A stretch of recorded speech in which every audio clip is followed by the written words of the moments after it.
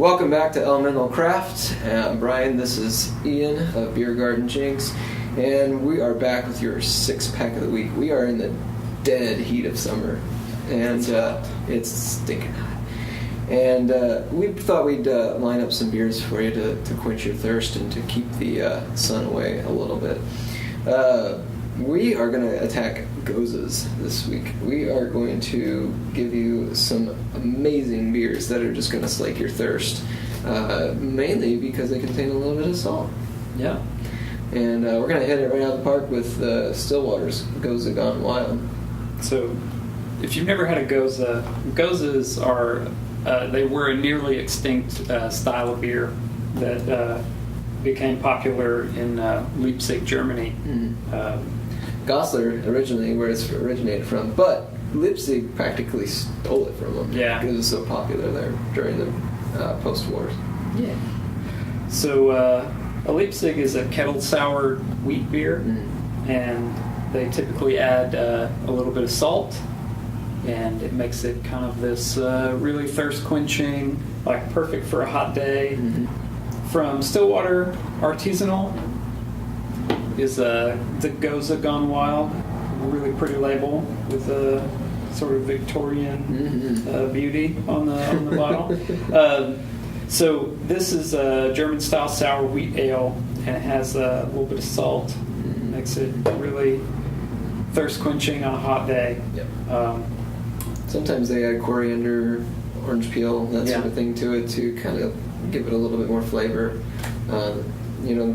Most of these are going to have at least 50% wheat to the grain bill to give it some body, and then the lactobacillus is a type of bacteria that they add to give it that sour tartness. So, even though this isn't a bomber, it's still like one person could finish this, no big deal, crush it. So, also from Stillwater Artisanal is the Gose Gone Wild World Tour, Phuket. So this one, what's your language? Yeah. So this one is a variation of the original Gose Gone Wild with Thai chili, mango, lemongrass, and sea salt. And sounds amazing. Want all of it. The Thai chilies, don't let that scare you. It's not like super spicy. Really, there wasn't much heat at all from the Thai chilies, but it, like the lemongrass, it just gives it a really nice kind of like citrusy, and the mango just all plays really well together. Amazing. For a delicious beer. Awesome. And kind of in tandem with that, we have new to the state Seaquench ale from Dogfish Head. I'm really excited about this beer. And you know a little bit more about it than I, and it's kind of an odd concoction, not completely a Gose. It's a hybrid beer that where it gets its name is sequential because they brew 3 different beers and then blend them together. So it's a Gose, a Berliner Weiss, and a Kolsch. And they brew them in sequence and then blend them or ferment them together. It has black limes, lime juice, lime peel, and sea salt. And the sea salt, black limes, I need to look up what those are again, but I believe it's limes that have been boiled in salt and then dried. Interesting. Yeah. Okay. Must be a culinary thing. Yeah.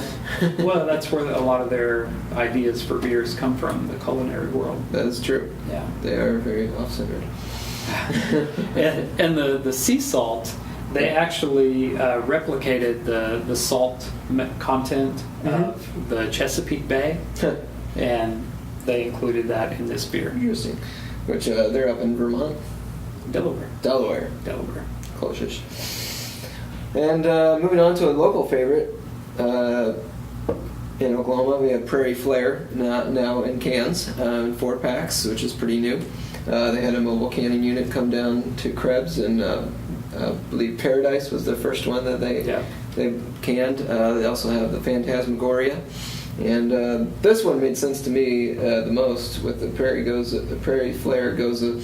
It's a little bit more higher ABV at 5.4%, It says it's brewed with orange and coriander. Again, something that you'll see typical that imparts just a little bit of more flavor to the beer instead of just the sour tartness that you'll get. Again, a very good drinking beer that I'm sure you're going to see on the shelves quite a bit this summer. I'm really happy they started canning this as opposed to the 500 milliliter bottles. Good point. Cans are so much more portable. You can take them to the lake, to the pool, to the river. Yep. You can stick them in your backpack and hop on the bike. There you go. If you try that with a bottle, you might end up with a bag full of broken glass. Yeah. But Absolutely. yeah. And transitioning over for a little more citrus, we have one of my favorites, Avery's El Gose. It's a Gose brewed with lime and sea salt. So this is going to be kind of similar to that Uinta lime pilsner that we had. Yeah, with a little bit of brininess to it. Yeah. Yeah. It was. I mean, it's just excellent. Great with Mexican food, obviously. Soda-based side. Yeah, and another easy drinking one, and a low percent at 4.5% alcohol. So real easy to drink around the pool and what have you, and still be cognizant. No. And then the last one, the G&T Gose, which G&T stands for Gin and tonic. Okay. I didn't get much gin and tonic.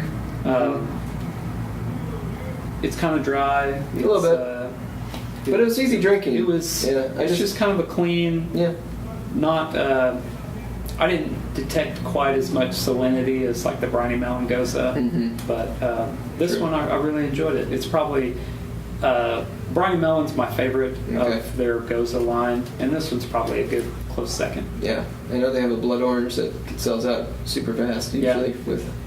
And then the Briny Melon and this one. And the Kimmy the Yink and the Holy Gose. Yeah, so go look that up on their site because we have no idea what the heck they're talking about half the time. They have their own language up there.